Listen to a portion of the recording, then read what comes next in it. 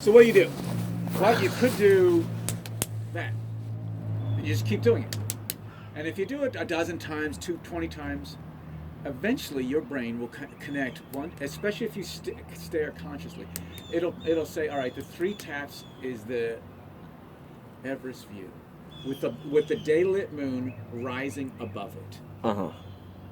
And it's at dusk. So now you have one of the planets hanging over the moon or below the moon and in between the snow-capped Mount Everest. So you do this, let's say you do it 20 times, now your brain has something tangible to retrieve that image. Now, anytime you want it, if you do it often enough, you'll be able to bring a vivid image back. But that's an anchor. That's what I'm talking about, an anchor. They're deliberate, conscious anchors. You want to go to the gym, but you know there's going to be days you're real tired, so you try and make yourself an anchor. What's the anchor? Oh, man, my buddy's going to be there, and he always spots me, and I always do more in the gym when he's there. I'm going to go there because he's relying on me to do that. Now you've got yourself an anchor. What's your sign? I can't remember. Gemini? Actually, I've been told I've been told that I probably represent too many signs, but So Gemini, Sagittarius. I always think Sagittarius is cool, but that's not my sign. But it's what do you think about this stuff? Trust and vulnerability are increased by the lack of scarcity and the abundance, or trust goes down when there's scarcity. Did you walk in any box stores in the last 60 days or last 45 days? No. And what you said makes perfect sense. Scarcity Scarcity and abundance. Abundance will make what? More trust. Scarcity Yeah, makes because I'm not on the you and I aren't fighting for the last damn thing of toilet paper. It's not you versus me. It's you and me because we have 1,000 rolls of toilet paper for 500 people. So the population, what do you think about that?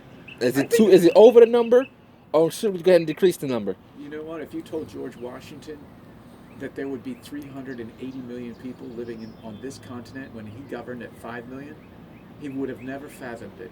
He couldn't fathom 300 million people because there wasn't 300 million people in Europe. There wasn't 300 million people anywhere.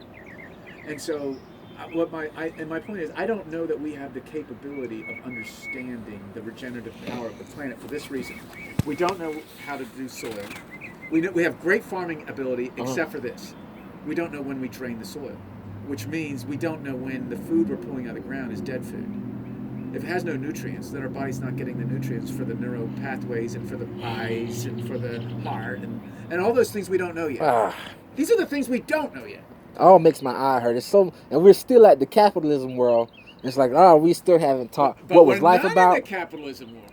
We have part capitalism. We're part looking at it socialism, now. Part communism. Well, it's falling, crumbling, but as long as you can still take your credit card and your money paper in there and the money chase, we have not gotten back to that point where we wonder what is life and then figuring out how the system of life works to get to stuff like draining the soil, about the dead food thing. Like, that type stuff is more important. However, the goddamn animals, we still got to tend to them while people are being educated on the soil. Absolutely right. It's more people. It's less people learning about that soil and what is life. Philosophers and science. It's less scientists and philosophers and astronomers than these damn animals out here. So let me ask you a question. What's going to be in those 3 state farm buildings over there? The building, all 25 stories. Animals. And what are they going to do?